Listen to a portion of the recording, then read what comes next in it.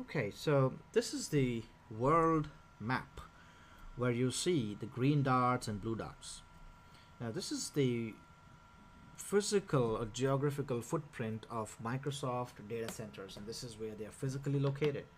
You got a couple of them in the East Coast, few of them are there on the West Coast of the United States, then there are few of them in the European region coming up, few of them coming up in the South African region. There's lot of infrastructure growth in Australia, so that's why you see Australian data centers and few of them in India, Southeast Asia, Japan. So Microsoft has got their footprint everywhere in every continent across the world. Oh yeah, there's one in Sao Paulo, Brazil.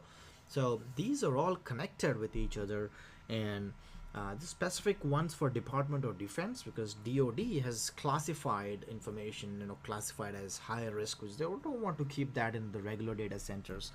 So that's why Microsoft has this two of these data centers in the West Coast. There's one in U.S. government, Texas.